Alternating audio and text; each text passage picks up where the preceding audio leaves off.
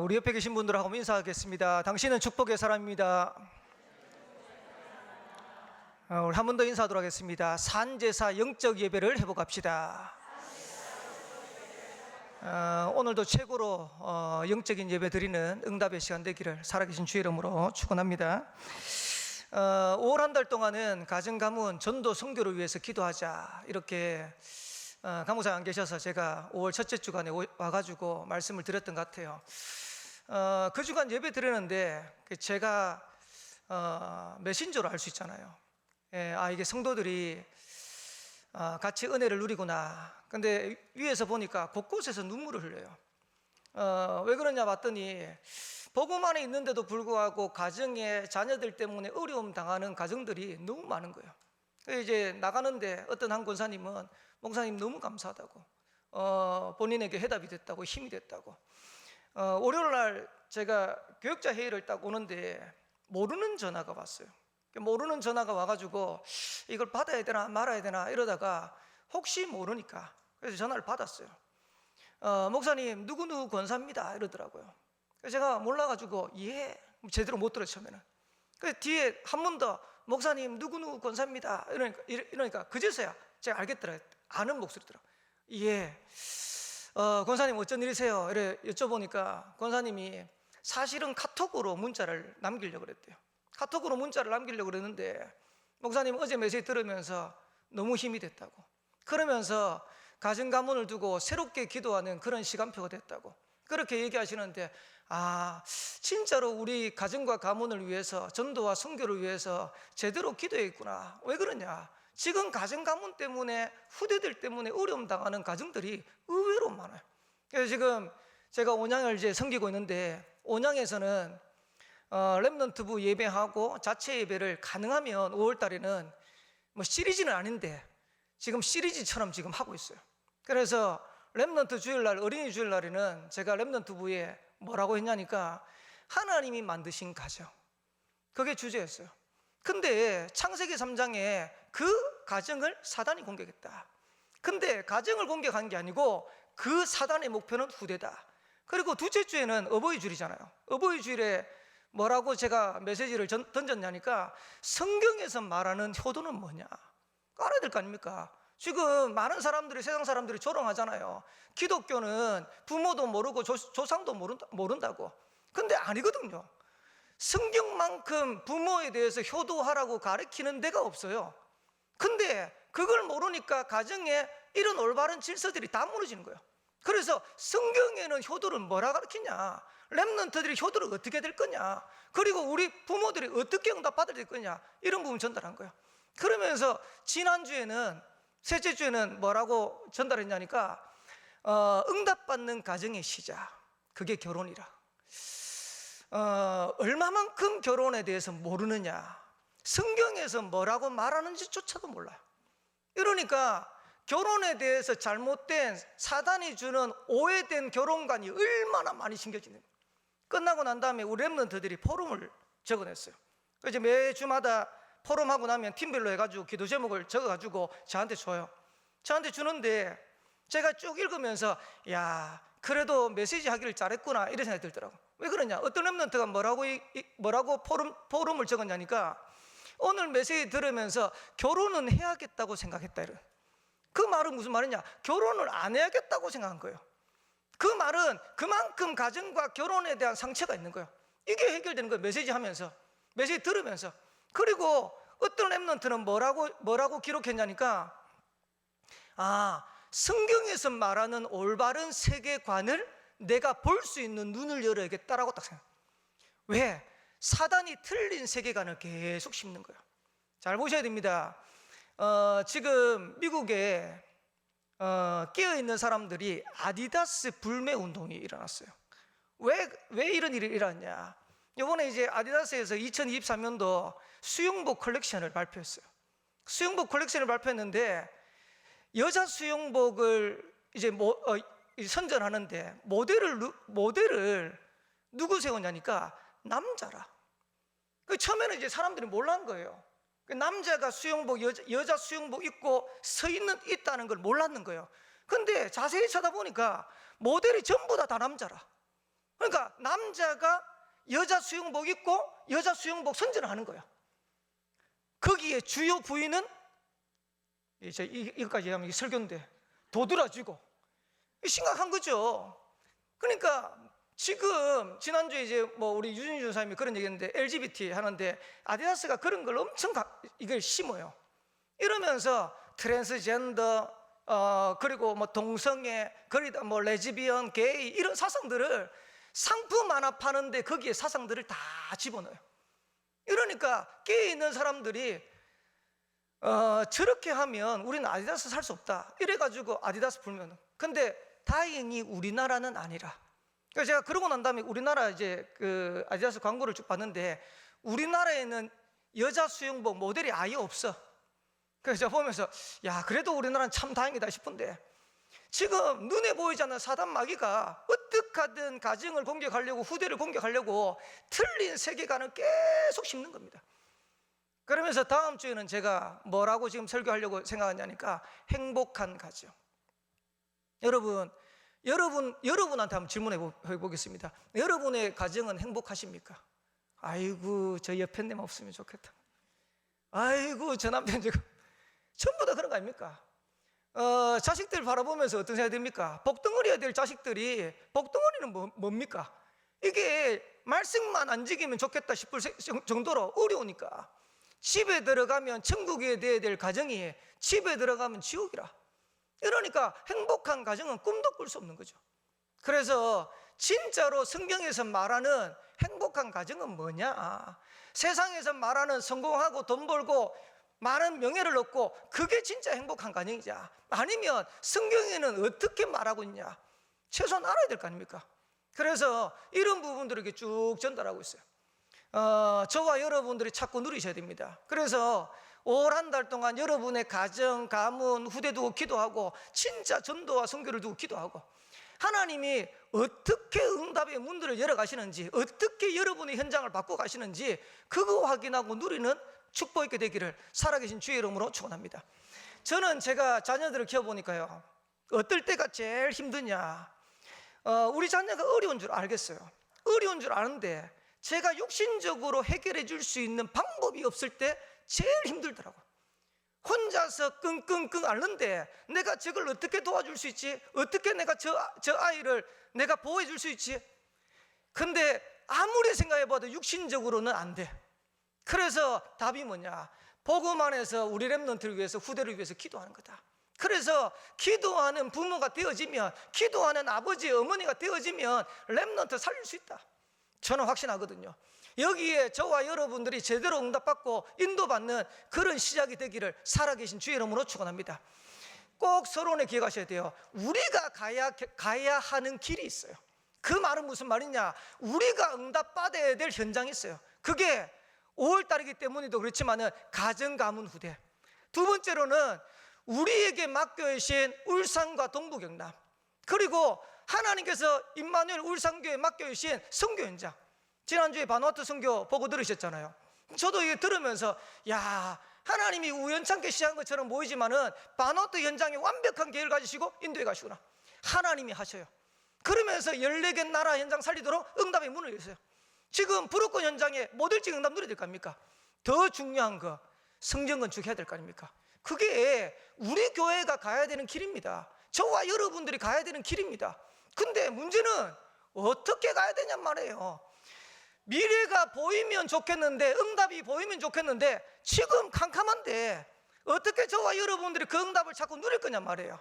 그래서 성경은 뭐라고 하냐니까 믿음으로, 저와 여러분들이 믿음으로 이 축복을 자꾸 누린 거예요. 창세기 18장 1절에서 15절에 보면 아브라함이 부지 중에 천사 셋을 대접하는 장면이 나옵니다. 그래서 제가 이제 주석을 좀 보니까 천사 셋을 돕는데, 부지 중에 대접하는데 어떤 주석가는 이렇게 해놨어요. 거기에 천사 3명일 거다, 이렇게 주석가 얘기하는 사람이 있고, 어떤 주석가는 뭐라 하냐니까 한 사람은 하나님이고 나머지 2사람이 천사일 것이다, 이렇게 얘기하는 주석가도 있어요. 근데 제가 저는 이제 성경 연구하는 학자가 아니니까 제 개인적 의견입니다. 구약 시대에는 하나님을 대면하면요 바로 죽어요. 그러니까 아브라함이 천사 세 명일 것이, 한 분은 하나님이고 두 분은 천사다. 아마 제 생각에는 세 명이 다 천사였지 않겠냐, 저는 그렇게 생각이 들어요. 얼마만큼 극진하게 대접했냐. 창세기 18장에 보면 송아지를 잡아요. 송아지를 잡고 고운 가루를 해서 떡을 만들고 하인들에게 명령해 가지고 음식을 만들어 해 가지고 극진하게 대접합니다. 이러니 천사가 그때 아브라함에게 뭐라고 얘기하냐니까, 내년 이맘때가 되면 너희 가정에, 너희 집에 아들이 있을 것이다, 이렇게 얘기해요. 근데 성경은 뭐라고 대답하고 있냐니까, 창세기 18장 11절에 보니까 아브라함과 사라는 나이가 많아 늙었고 사라에게는 여성의 생리가 끊어졌느니라. 지금 아브라함 나이가 99세, 사라 나이가 89세. 그러면서 성경에 여성으로서 기능을 할 수 있는 생리가 끊어져 버렸어요. 이러니까 사라가 그걸 장막 뒤에서 들으면서 18장 12절에 보니까 사라가 속으로 웃었다 이랬어요. 그 뒤에는 뭐라고 되어 있냐니까, 이르되 내가 노쇠하였고 내 주인도 늙었으니 내게 무슨 즐거움이 있으리요. 속으로 이제 웃은 거예요. 그러니까 천사가 뭐라고 얘기하냐니까, 네가 웃었다 이러는 거예요. 속으로 웃었는데 천사가 네가 웃었다 이러니까 사라가요 뭐라고 했냐니까, 아닙니다, 내가 웃지 않았습니다. 아니다, 네가 웃었다. 그러면서 천사가 하는 대답입니다. 창세기 18장 14절에 보니까 여호와께서 능치 못할 일이 있겠느냐. 거의 대부분 안 믿어요. 하나님이 말씀하시는데도, 성경이 말하는데도 안 믿어요. 그러니까 하나님이, 천사가 여호와께서 능치 못할 일이 있겠느냐. 여러분, 우리의 가정과 가문을 살릴 수 있겠습니까? 울산과 동북남 살릴 수 있겠습니까? 우리가 바누아투 현장 살리고 불어권 현장에 선교의 모델 만들 수 있겠습니까? 그리고 성경 주의 응답 누릴 수 있겠습니까? 여호와께서는 능치 못할 일이 없느니라. 저와 여러분들이 진짜 그냥 붙잡으셔야 돼요. 제가 수요일 날 설교 쓰면 한 번은 제가 회개를 해야겠다 생각이 들더라고요. 왜 그러냐니까, 제가 지난달인 것 같아요. 지난달에 와가지고 수요 예배 때인지 금요 기도 했든지 잘 모르겠는데, 제가 설교하면서 뭐라고 말씀을 드렸냐니까, 온양은 시골이라서 이사도 안 온다면서 제가 그랬거든요. 제가 투덜투덜거리면서. 제가 이제 온양에서 지금 십몇 년 사역하고 있는데, 진짜 온양에는요 다락방 하는 사람이 이사도 안 오더라고. 그래서 제가 십몇 년 동안 경험에 쌓여있는 확신을 가지고 온양에는 이사도 안 오더라고 메시지를 했는데, 그 다음 주에 우리 교회를 때 갔는데요, 금요일날 누가 뜨고 와 있어요, 모르는 사람이. 그래가지고 옆에서 성도님들이 뭐라냐니까, 목사님 모르는 분이 와 계신다고. 그래서 제가 이제 여쭤본 거예요. 아유, 안녕하십니까, 처음 뵙는 것 같은데 어떻게 오셨습니까? 그러니까 이사 왔다는 거예요. 와, 네, 진짜 미치겠대요. 이사 왔대요. 그러면서 기장에 계시다가 온양에 이사를 왔는데 작년 8월 달에 오셨대요. 작년 8월 달에 왔는데 온양에 임마누엘 온양교회 다락방 교회가 있는 줄 몰랐대요. 처음에 모르고 이제 이 온양에서 계속 기장까지 이제 교회로 왔다 갔다 하신 거예요. 왔다 갔다 하는데 계속 다녀보니까 이제 애들도 문제고, 아침에 다 일어나가지고 가족들까지 가는 것도 문제고, 어느 날 지나가는데 보니까 임마누엘 온양교회. 야, 냄새가 나는데 알아보니까 다락방 교회라. 이래가지고 와가지고 같이 금요기도에 참여하고, 저는 이제 그러고 제가 뭐라고 그때 말씀드렸냐니까, 이분들한테 가족이에요. 부부 집사님, 그 다음에 렘넌트 3명. 금요일날 수요일날 본교회 이제 멀리 가기 힘들면 저희 교회 와서 은혜 받고 힘 얻으세요. 제가 그렇게 설명했어요. 다음 주일날 금요 기도에 또 오시더니 뭐라고 했냐니까, 목사님한테 말씀드렸습니다, 등록하겠습니다 이러더라고. 제가 깜짝 놀래가지고, 하나님이 제 믿음이 안 되는 걸 알고 비웃듯이, 제 믿음을 비웃듯이 하나님이 이사하는 사람을 보내신 거예요. 그래서 제가 보면서 우리는 우리 수준의 하나님을 제한하는구나. 하나님이 역사하시면 얼마든지 가능한데, 아마 지금도 영상으로 같이 예배 드리고 있을 겁니다. 하나님은 얼마든지 가능해요. 지금 전국과 세계의 제일 큰 문제가 뭐냐? 전도가 안 된다는 거예요. 전도 운동이 안 일어나요. 제가 이제 베트남 가서도 확인했지만은 베트남에 가가지고 사역자 만났는데 베트남에는 전도가 어렵습니다. 여기에 대한 생각이 꽉 찼어요. 근데 감사한 거는 하나님이 2023년도에 온양교회에 증거를 주시는데요, 캠프 이전까지 다 합치면 렘넌트까지 합쳐가지고 한 20몇 명이 왔어요. 캠프 때만 딱 합치면 예비 캠프 때부터 해가지고 캠프 마치고 지금까지 25명의 어른들하고 렘넌트가 등록을 했어요. 등록을 하는 정도가 아니고 교회화 됐어요. 그 제가 보면서 야, 이거는 내 실력도 아니고 임마누엘 온양교회 실력도 아니고 하나님이 하시는 거다. 왜? 전국과 세계가 전도운동이 안 된다고 하니까 하나님이 그 증거를 보여야 되는 거예요. 근데 누구를 통해서 해야겠냐? 비록 약하지만은 온양교회에다가 그 증거를 보여야겠다는 겁니다. 우리가 언약 붙잡고 기도하고 인도받는데 하나님이 하시면 얼마든지 가능하죠. 이러니까요, 요즘 분위기, 교회 분위기가 어떠냐니까 일부 예배는 이제 자리가 없어가지고 그냥 의자 깔고 이제 앉고 이래요. 그 자체 예배, 2부 예배 드리는데 2부 예배 제가 볼 때는 한 3분의 1 정도 참여하는 것 같아요. 그러니까 이제 1부 예배 때 이제 자리가 없으니까 남자 집사님들이 교회를 보러 다니는 거예요. 그래서 저도 이제 한 군데를 봐놨거든요. 한 군데를 봐놨는데 지하 90평, 1층 90평, 2층 90평.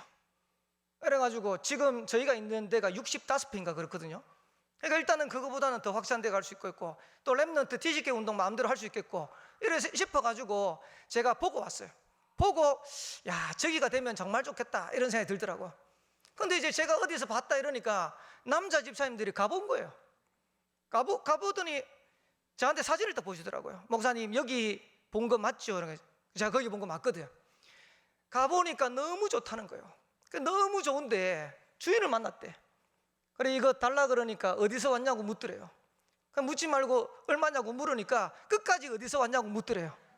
그래 교회에서 왔다 그러니까 교회는 가라 그러더랍니다.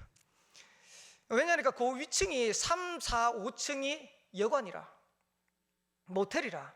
그러니까 모텔 밑에 교회 있으면 항상 찬송 부르고 기도하는 소리 있으면 그 위에 있는 사람들이 시달려요. 들어왔다가 시달려요. 그러니까 자기들이 생각했을 때는 교회 오면 안 되는 거예요. 그래서 이제 노래방이나 아니면 유흥업소나 아니면 음식점이나 이런 게 들어와야 되는데 교회 온다니까 쳐다도 안 보는 거죠. 가라는 거예요. 우리 집사님 나오면서 그랬대요. 얼마인지는 알고 갑시다. 그래도 안 가르치더래요. 그대로 보내더래요. 그러면서 저보고 뭐라고 얘기하냐니까 목사님 그걸 얻는 방법은 딱 하나밖에 없습니다 그러더라고요. 뭡니까? 그러니까 목사님이 살짝이 가가지고 사장님 영접하는 길밖에 없습니다 이러더라고요. 그러면서 제가 이때 어떤 생각이 드냐니까 지금 본교회가 지금 성전 건축하는데 임마누엘 온양교회는 언제가 성전 건축의 시간표일까? 제가 지난주에 선포를 했어요. 뭐라고 선포했냐니까 1부 예배는 일단 꽉 차니까 됐고 2부 예배가 꽉 차는 그 시간표가 임마누엘 온양교회 성전 이전 성전 건축하는 시간표다. 예, 감사합니다. 그야말로 하나님이 원하시는 전도 운동의 축복을 얼마든지 가능한데 쉽게 말하면 많은 사람들이 우리가 가지고 있는 기준, 우리가 가지고 있는 생각 그 안에서 선택하고 판단하고 결정하는 거예요. 아닙니다. 저와 여러분들이 오늘 믿음 회복하는 응답의 시간 되기를 살아계신 주의 이름으로 축원합니다.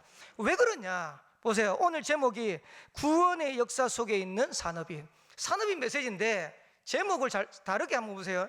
산업인뿐만 아니고 구원의 역사 속에 있는 전도자예요. 우리가 구원의 역사 속에 있는 전도자가 맞다면 하나님은 완벽하게 우리 미래를 책임지시는 거예요. 그래서 제가 좋아하는 성경 구절이기도 한데 빌립보서 1장 6절에 보면 너희 안에서 착한 일을 시작하신 이가 그리스도 예수의 날까지 이루실 줄을 우리는 확신하노라. 하나님이 착한 일을 시작하셨어요. 구원의 역사를 시작하셨어요.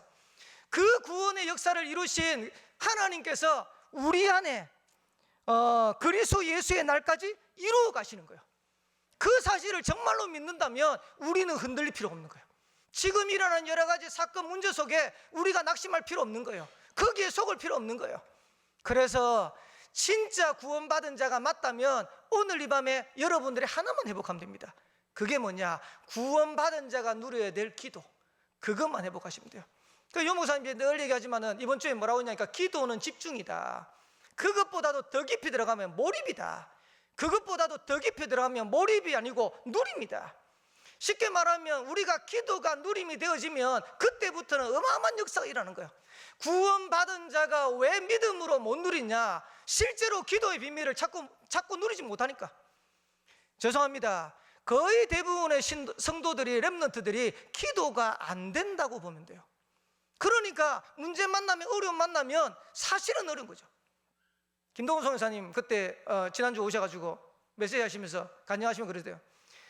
바누아투 국회의장님 병원에 넣어놓고 1시간이면 되는 그 기도 수술이 11시간 되니까 그 다음부터 고신대병원 바로 옆에, 그 수술실 바로 옆에 있는 기도하는 장소에 들어가지고 계속 기도. 뭐라고 표현하냐니까 김동훈 선교사님 표현입니다. 평생에 했던 기도할 양을 다 가셨다 그러더라고요. 그러니까 문제 당하면, 어려우면 그때서 기도하는 거예요. 저와 여러분들이 기도 차려내셔야 돼요. 기도가 뭐냐? 393을 누리는 것이 기도다. 보좌의 성삼위 하나님의 능력, 보좌의 능력 9가지, 그리고 삼시대를 살릴 수 있는 능력, 그건 누리는 거다. 얼마만큼 기도가 되면 되냐? 여러분들이 그걸 24 할 수 있으면 돼요. 그러면 응답은 25로 영원으로 오게 돼 있어요. 이것 가지고 우리의 산업과 학업에 하나님께서는 응답을 주시는데 오직 유일성 재창조의 응답 주시게 돼 있어요. 저는 이걸 믿어요. 제가 임마누엘 온양교회 가가지고 제일 잘한 게 뭐냐? 제일 잘한 게 새벽기도 한 거예요. 새벽기도 하는 게 뭐 그렇게 대단합니까? 이렇게 생각할 수 있지만은 새벽기도 그 하는 1시간 30분 이게 제 인생을 바꾸고 교회의 영적 상태를 바꾸고 성도들의 영적 상태를 다 바꿔놨어요. 그래서 하나님이 우리하고 상관없이 응답의 문들을 계속해서, 그래서 제가 성도들한테 꼭 얘기해요. 왜 응답이 안 오냐? 응답될 수 있는 영적 상태가 안 만들어졌지 않냐? 응답될 수 있는 영적 상태가 만들어지면 그 다음에 하나님이 응답의 문을 열어가실 건데 우리는 그건 안 만들어 놓고 응답 달라고 몸부림치니까 하나님이 딱 해가지고 한두 가지는 줘요. 근데 진짜 응답은 안 주는 거죠. 그래서 저와 여러분들이 구원받은 구원의 역사 속에 있는 전도자가 맞으면 지금부터 기도를 회복해라. 유 목사님이 늘 하시는데 그 기도를 찾아내라. 자, 그러면 3가지를 이기게 됩니다. 그게 오늘 본론이죠. 강대국을 이겨요. 강대국을 이긴다는 말이 아니고 강대국의 배경을 이기게 돼 있어요. 그 말은 무슨 말이냐? 요셉이 애굽에 가기 전에 이미 애굽을 이길 수 있는 세계복음화의 비전을 딱 꿨어요. 이걸 저와 여러분들이 자꾸 누리는 겁니다. 그리고 출애굽기 2장 1절 10절에 보면 요게벳, 그 시대에 아들 낳으면 다 죽여요. 근데 그 죽여야 되는 아들을 숨겨서 키웠다는 말은 애굽의 배경을 이긴 거예요. 나중에는 어떻게 됐냐? 나일강에 띄우잖아요. 나일강에 띄워가지고 애굽의 공주인 바로왕의 딸에게 그 모세를 키울 수 있도록 하잖아요. 그 말은 무슨 말입니까? 애굽의 배경을 이겨버린 거예요. 저와 여러분들이 찾아내야 됩니다. 다윗 왕이 될 것이다 라고 분명히 기름 부음 받았어요. 근데 바로 왕이 된 거 아니거든요. 근데 앞으로 왕이 될 걸 알고 배경을 계속해서 누린 거예요. 나중에는 어떻게 됐냐? 왕도 나가지 못하고 장군들도 이기지 못하고 형들도 나가지 못하는 골리앗을 당당하게 꺾어버려요. 뭐라고 얘기했냐니까, 너는 칼과 창과 단창으로 내게 나오지만 나는 네가 모욕하는 만군의 여호와 이름으로 네게 나아간다. 하나님께서 주시는 어마어마한 배경을 찾고 누린 거예요. 이러니까 골리앗을 이긴 게 아니고 블레셋의 배경을 이겨버린 거예요. 여러분들이 잘 기억하셔야 됩니다. 제가 제일 어려웠을 때가 언제냐 한번 찾아봤어요. 제가 제일 어려웠을 때가 군대였던 것 같아요. 근데 제가 신앙생활을 제일 못했을 때가 언제였냐니까 군대 가기 직전이었어요. 신앙생활을 얼마만큼 못했냐, 제가 군대 갈 때 하나님 앞에 이렇게 기도했어요. 하나님, 제가 저를 아는 사람이 있는 곳에서 신앙생활을 이렇게 했는데 군대 가면 저를 아는 사람이 한 명도 없습니다. 근데 제가 군대 가서 하나님 앞에서 신앙생활 하겠습니다 이렇게 기도했어요. 그 진짜 결단한 거죠. 근데 이게 군대가 호락호락하지 않더라고요. 제가 믿음 없는 제가요, 군대 가니까 믿음이 생겼는지 보초를 갔다 오고 나면 자야 되잖아요. 자는 시간이 별로 없는데 보초 갔다 오는 시간까지 빼고 이러니까. 근데 생전 안 읽던 성경이 그때 읽고 싶어. 그거 어떡합니까? 그 성경 하나 들고요, 침낭 뒤집어 쓴 거예요. 침낭 뒤집어 쓰고 랜턴 켜가지고 그 안에서 성경 읽는 거예요. 안 걸리면 되는데 고참이 보초 쓰다가 가서 이제 보니까 뭐 하나 이제 침낭이 올라와 있거든. 그 저를 때린 거예요. 그래 놀래가지고 이러니까 이 랜턴 가지고 성경 보고 있거든. 야, 고참이요 갑자기 성경을 딱 들더니 성경을 뺐더니 이거를 쓰레기통에 던지려고. 제가 어디서 용기가 났는지 고참의 손을 딱 잡았어요. 이것만 안 된다고.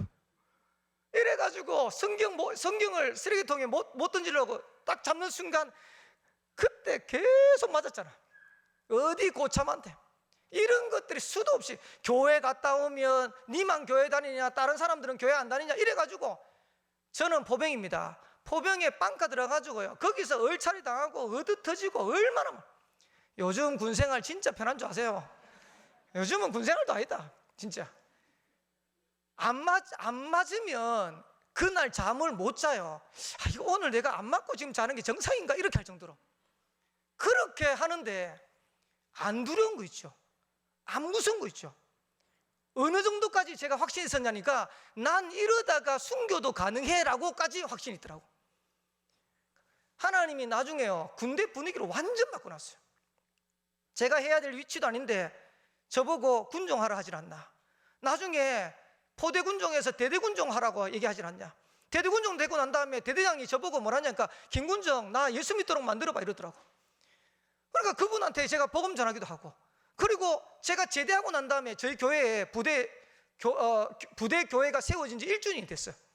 그래서 대구에서 제가 강원도 화천까지 올라갔어요. 그 앞에 군종이라는 이유 때문에. 딱 갔는데 대대장님이 딱 나오더만 갑자기 제 손을 두 손으로 탁 잡더라고. 김군정 고맙다면서. 뭐 말인지 몰라가지고 제가 들어보니까 제가 마지막 군종하고 있는 그때 대대 ATT가 이제 벌어진 거예요. 그게 뭐냐니까 대대장을 평가하는 훈련이라. 그러니까 여기에서 잘해야 이 대대장님이 진급을 하는 거예요. 제가 대대군종이 되고 난 다음에 한 번도 훈련을 나가본 적이 없어요. 훈련 나가본 적이 없는데 갑자기 그날은 우리 대대장님이 뭐라고 말씀하시냐니까 김군종 이번에는 훈련 좀 나가서 밖에 나가서 좀 기도해라 이러더라고.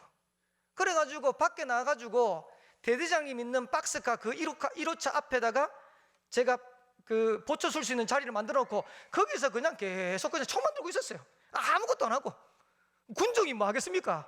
그래가지고 후임병 라면 끓이시면 라면 먹고 기도하고. 야, 그것만 했는데요 1주년 돼가지고 갔는데 대장님이 손을 딱 잡더니 뭐라고 말씀하시냐니까 포대가 생기고 난 이후에, 대한민국 포대입니다. 대한민국 포대 생기고 난 이후에 대대 ATT에서 최우상 받기는 처음이라는 거예요. 쉽게 말하면 대대장님이 진급이 그냥 그야말로 초고속 진급될 수 있는 위치가 딱 된 거예요. 그래서 제가 내려오면서 어떤 생각이 드냐니까 나는 거기 가서 총 들고 장갑밖에 없는데 하나님은 저를 그렇게 축복해요.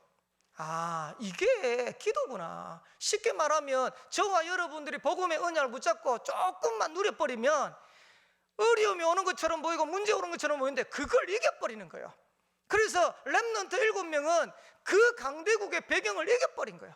저와 여러분들이 그거 찾아내는 겁니다. 그러면서 두 번째로는 기도를 알면 반대쪽을 보게 돼 있어요. 그 말은 무슨 말이냐, 응답은 언제든지 반대쪽에 있다는 걸 기억하셔야 돼요. 다르게 표현하면 반대쪽의 상황을 두려워하지 마라. 저와 여러분들에게 있는 상황 그거 두려워하지 마라. 그 뒤에 그 반대쪽에 응답이 있다는 거예요. 출애굽기 18장 1절에서 21절에 보니까 모세를 사위 삼았는데 사실은 모세가 살인자 아닙니까? 살인자인데 도망 온 살인자 모세를 사위 삼았어요. 그게 누구냐? 이드로입니다. 그 말은 지금 상황이 아니고 상황 반대편을 본 거예요. 하나님이 역사를 본 거예요. 저와 여러분들이 그걸 찾아야 됩니다. 여호수아 2장 1절에 16절에 보면 라합이 정탐꾼 스파이를 숨기는 장면이 나와요. 생각해 보세요. 만약에 정탐꾼을 숨겼는데 발각됐다, 그러면 기생 라합의 신분은 어떻게 될까요? 기생 라합의 목숨은 어떻게 될까요? 만약에 그거 계산했으면 절대 기생 라합은 정탐꾼을 숨길 수 없겠죠. 기생 라합이 뭘 봤냐니까 그 상황에 반대편을 끌어봤어요. 여리고가 함락당할 때 유일하게 살았던 가정이 기생 라합의 가정입니다. 약속하잖아요. 정탐꾼이 뭐라고 약속하냐니까 붉은 줄 내려라. 붉은 줄 내린 가정은 살려줘라. 이게 여호수아의 명령입니다. 그래서 저와 여러분들이 언제든지 상황 쳐다보지 말고 그 반대쪽에 하나님의 역사를 봐라. 사무엘상 17장 1절에서 47절 다윗이 골리앗을 이긴 장면. 열왕기상 18장 1절 15절에 보니까 오바다라는 그런 중직자가 뭘 했냐니까 선지자 100명을 숨겼어요. 이것도 마찬가지입니다. 선지자 100명을 오바다가 숨겼다라는 걸 알아버리면 아하방이 오바다 목을 당장에 날렸을 건데 그게 아니죠. 반대편 거를 본 거예요. 오늘도 제가 그 새가족 다락방을 하고 왔는데 이분이 뭐라고 얘기하냐니까 목사님, 말씀이 이렇게 단지를 재밌는지를 처음 알았대. 오늘 이제 다락방하고 끝나고 난 다음에 잠깐 이제 얘기를 하는데, 근데 이분이 어떤 분이냐니까 다락방에 누구 목사님 뭐 사모님 거기에 조카 이러면요 진짜 알만한 분의 사촌 언니라. 근데 이제 이분이 이제 예전에 처음에 이제 저희 교회 오시다가 갑자기 사라졌어요. 제가 지난번에 한번 말씀드린 것 같은데 사라지셨는데 사라질 때 뭐라고 문자를 보냈냐니까 사모님 이게 마지막 문자인데 저 찾지 마세요 그래가지고 문자 왔어요. 그러고 나서 사라졌어요. 그럼 우리는 이제 계속해서 기도하고 있었죠. 근데 이제 하나님이 작업을 하신 거예요. 뭐라고 말씀하시냐니까 자기가 어느 날 눈 떠보니까 병원이 있더래요. 눈 떠보니까 병원인데 일단은 뇌에 문제 왔고 그 다음에 기억 단기 상실증 8개월 동안 기억 없어. 그래서 이제 저보고 저는 기억납니까? 그러니까 저는 기억난대. 이래가지고 문제가 와가지고 쓰러졌는데 하나님이 기적이죠. 이분이 나은 거예요. 나아가지고 나가는데 목발 짚고 나가는데 아버지가 뭐라 하냐니까 너는 이제부터 교회 다니라 이러더래요. 이분이 그 전에 다락방에 이제 그 사촌 동생 사모님들이 전화 오면 이랬대요. 내가 망하고 나면 지금은 시간표 아니다. 완전 망하고 내가 더 이상 할 수 없을 때 그때 내가 갈게 이랬대요. 아니나 다를까 완전 망해버렸어. 근데 망한 게 아니죠. 망한 게 아니고 그게 하나님의 시작이라. 요즘은요 신앙생활을 얼마나 잘하시는지 몰라요. 이제 이분이 식당을 하시는데 뭐라고 말씀하시냐니까 제가 보니까 중직자보다 더 믿음이 있는 것 같아요. 이분이 이렇게 얘기하시더라고요. 제일 바쁠 때가 주일인데 주일날 장사 안 하고 온전하게 예배 드릴 수 있으면 좋겠다 이렇게 얘기하시더라고요. 지금은 어떻게 하냐, 주일날 일부 예배 드리고 바삐 가세요. 자기는 일부 예배만큼은 드려야겠대. 이래가지고 주일날 일부 예배 드리고 그리고 난 다음에 가시는. 한날은 목사님 제가 이렇게 기도하게 됐습니다 이러더라고요. 뭘요? 이러니까 교회를 와가지고 주보를 보니까 성전 건축 헌금이 있더래. 그래가지고 나는 하나님 앞에서 뭘 할 수 있을까 이렇게 생각하다가 성전 건축 이게 눈에 탁 들어오더래. 이래가지고 이분이 뭐라고 말씀하시냐니까 일수건 뜻이 해야겠다면서. 그래서 매일 많지는 않지만 10,000원씩 내가 하나님 앞에서 성전 건축 두고 기도하면서 모아야겠다. 그래가지고 주일날 오면 일주일 동안 모았던 그 가지고 성전 건축을 항상 하세요. 제가 보면서 야, 우리는 망했다고 생각하는데 하나님은 거기서부터 응답의 문을 열어가시는 거예요. 아니죠. 그래서 저와 여러분들이 언제든지 상황 쳐다보고 거기에 속으면 안 돼. 반대편 거. 그러면서 저와 여러분들이 진짜 복음 가지고 기도 누리고 있으면 위기를 선택하게 됐어요. 뭔 말입니까? 위기를 두려워하지 않는 거예요. 사도행전 2장 9절에 11절에 마가다락방에 모인 15나라 산업인들, 거기 모이면 죽어요. 근데 그 위기를 두려워하지 않고 모였어요. 사도행전 11장 19절 오늘 본문이죠. 스데반의 일로 일어난 환란으로 말미암아 오히려 거기에서 교회가 세워졌는데 그게 안디옥 교회. 나중에 사도행전 12장에 보니까 교회가 위기 당했는데 그때 기도하는 거예요. 사도행전 12장 5절에 보니까 베드로는 옥에 갇혔고 교회는 그를 위하여 간절히 기도하더라. 오히려 위기를. 로마서 16장의 산업인들 위기를. 우리 산업인들 여기 계시는지 모르겠지만은 산업인들 좀 기도를 좀 크게 좀 하세요. 왜 그러냐? 제가 이제 하나 내용을 읽었는데 이게 산업인이 응답받으면 한국 교회가 살 수 있구나. 그리고 중요한 현장에 응답의 문을 열어갈 수 있겠구나 이런 생각이 들더라고요. 누구 얘기냐니까 전 신동아 그룹 회장의 최순영 회장님, 그 장로님이세요. 이 장로님이 하나님 앞에서 기도하면서 응답을 누렸는데 그 신동아 그룹이 63빌딩 지은 기업 아닙니까? 장로님 한 분이 산업인이 일어나 가지고 얼마만큼 영향을 줬냐? 온누리 교회를 설립했어요. 이 장로님 때문에. 그리고 할렐루야 교회를 설립했어요. 그러면서 극동 방송을 설립했어요. 그리고 횃불 재단을 설립하고 횃불 학원을 설립하고 할렐루야 축구단을 설립하고 그러면서 호소대학교를 인수하고 전주대학교를 인수하고 한동대학교를 후원하고 그리고 양화진 선교사 무덤 공원을 이 최순희 장로님이 후원했어요. 그러면서 광림교회 등 수많은 교회들을 건축하고 후원했어요. 제가 이거를 또 읽으면서 어떤 생각이 들었냐니까 이 산업인이 이렇게 중요하구나.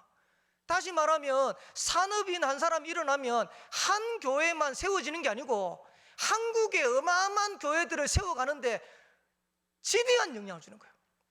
제가 어떤 생각이 들었냐니까 지금 이번 주에 산업인 메시지인데 진짜 임마누엘 울산교회 산업인들이 일어난다. 성경은 죽여야 될 거 아닙니까? 근데 산업인들이 이렇게 기도할 수 있겠죠. 하나님 내 산업이 응답받아가지고 성전 건축하는데 헌신되게 해달라고. 그거 넘어서야 돼요. 쉽게 말하면 우리 교회 정도가 아니고 세계 교회를 도울 만큼 산업의 응답 누리도록 크게 기도하세요. 하나님이 그래야 응답하실 거 아닙니까? 근데 산업인들이 기껏 기도하는 게 하나님 산업의 응답 받아가지고 우리 교회 세우게, 하나님이 그 정도로 축복하시는 거예요. 저는 이런 생각이 들어요. 진짜 산업인들 중에서 제대로 응답받는 산업인 나와야 된다. 그래서 한국 교회에 영향을 줄 만큼, 세계 교회에 영향을 줄 만큼 그런 산업인들이 임마누엘 울산교회에 일어난다. 그러면요 성전 건축 어렵지 않아요. 근데 이 최순영 회장님이, 장로님이 어려움이 없었냐? 정권이 바뀔 때마다 어려웠어요. 보니까 63빌딩을 건축을 하려고 하니까 누구 대통령은 얘기 안 하겠습니다. 어떤 대통령이 불허한 거예요. 그래가지고 이 대통령이 바뀌고 난 다음에 다음 대통령이 일어나가지고 63빌딩을 허가시켰어요. 그리고 또 정권이 바뀌었어요. 신동아 그룹을 이게 세금을 잘 내지 않았다고 해가지고 탈세 혐의로 구속을 시켜버린 거예요. 왜 정치인들이 보면 기업인들 다룰 때 왜 구속시키고 하잖아요. 이래가 구속시켜요. 그리고 난 다음에 그 다음 정권 바뀌고 난 다음에 이제 특사로 이제 풀려나고, 이분이 CBS인가 기독교 TV에 나와가지고 자기가 10년 동안 있었던 얘기들을 한 2시간 동안 녹화를 했대요. 울면서 정말로 많은 어려움들 있었고 정권에 의해 가지고 어떨 때는 감옥에 가기도 하고 풀려나기도 하고 이런 일이 있었는데 하나님은 장로님이 기도하신 대로 응답을 하시더라라는 걸 간증을 쭉 하시는 거예요. 제가 보면서 그래, 우리가 성전 건축 두고 기도하고 세계복음화 위해서 기도하면 응답만 있는 건 아닐 거다. 어떨 때는 핍박도 올 것이고 어떨 때는 위기도 올 것이고 많은 문제 올 수 있을 것이다. 근데 이 장로님은 한 번도 안 흔들렸어요. 그 CBS 기자가 뭐라고 했냐니까 2시간 동안 녹화를 하는데 전혀 흔들림 없이 녹화를 쫙 하시더래요. 그러면서 뭐라고 하냐니까 내가 이렇게 속에서 할 수 없었던 얘기를 오늘 여기에서 할 수 있어서 내가 속이 후련하다. 하나님은 나를 아실 것이다. 이러면서 간증을 쭉 하시다. 여러분, 진짜 하나님 앞에서 인도받는, 하나님 앞에 쓰임받는 그런 산업이 일어나게 되길 바라고, 전도자 일어나는 응답의 날 되기를 살아계신 주의 이름으로 축원합니다. 마지막 결론입니다. 여러분의 오늘을 최고의 기회로 만드세요. 지금 어려움, 문제, 위기, 갈등 속에 있습니까? 최고의 기회로 만드세요. 여러분의 미래를 최고의 기회로 만드세요. 하나님이 어떻게 역사하실지는 우리가 아무도 모르는 거 아닙니까? 그래서 위기가 아니고 문제가 아니고 갈등이 아니고 하나님은 우리에게 최고의 길을 주신 것이다. 성전 건축 이거 두고 기도하는, 또 이거 위해서 헌신하는 건축위원들 진짜 우리 기도하셔야 돼요. 최고의 기회다. 우리가 어려운 게 아니고 하나님은 지금 최고의 시간표를 주신 것이다. 죄송합니다. 이 자리에 앉아 계시는데 우리 김현용 의사님이 지난주 이제 상을 당했어요. 상을 당했는데 그 며칠 전에 저한테 문자가 왔어요. 문자 왔나? 전화 왔나? 아버님이 위독하시다고 목사님 기도해달라고. 그래서 제가 기도 이제 하겠다고 하고 했는데 돌아가신 당일날 저한테 연락이 왔더라고요.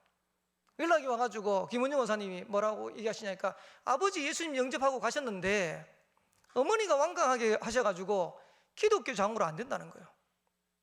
제가 그랬어요. 우리 김은영 원사님한테 기독교 장로로 안 해도 된다고. 권사님이 가정을 두고 아버지에게 복음 전한 그 복음은 영원한 거라고. 그리고 장례하는 동안 하나님께서는 가정 가문의 역사는 흑암 꺾을 거라고. 그리고 이제 제가 토요일 날 오후에 이제 계속 이제 그 스케줄이 있어가지고 점심때쯤 돼가지고 좀 일찍 갔어요. 왜냐하면 그때 가면 권사님하고 이제 가족들을 좀 오래 볼 수 있을 것 같아가지고. 그래서 제가 가가지고 조문하고 일부러 식사를 했어요. 식사를 해야 좀 얘기를 할 수 있으니까. 얘기하는 동안 이제 쭉 이런저런 얘기하는데 감사하지요. 조길래 집사님이 갑자기 어머니한테 말씀을 나눴다는 거예요. 그래서 예배는 안 되는데 기도 좀 해달라고. 근데 저는 갈 때부터 제가 하나님 앞에 기도하고 간 게 있거든요. 제가 기도할 시간이 있으면 메시지를 전할 수 있게 해달라고. 그래서 저는 무슨 본문을 가지고 할 거라는 거를 미리 딱 해가 갔어요. 아니나 다를까 이제 조길래 집사님이 얘기해가지고 온 가족들이 같이 모였어요. 그래서 성경 한 구절 읽고, 그리고 하나님이 이 가정에 주신 복음은 반드시 이 가정과 가문을 살리게 될 거라고 전달하고, 그것도 뭐 간단하게 이제 전달한 거죠. 그리고 제가 기도해드리고 나왔어요. 우리는 생각할 때 기독교 장로로 하면 얼마나 좋겠습니까? 그런데 매일 필요 없어요. 우리에게 주신 이 복음의 능력은 우리가 가지고 있는 이 복음은 반드시 가정 가문을 살릴 수 있어요. 여기에 대한 확신 가지고 도전하는 겁니다. 그래서 저와 여러분들에게 있는 문제, 어려운 갈등을 최고의 기회로 만들어라. 그러면서 부탁드립니다. 여러분들은 믿음의 유산을 남기세요. 여러분 자녀들에게 세상 거 남기지 말고 믿음의 유산을 남기세요.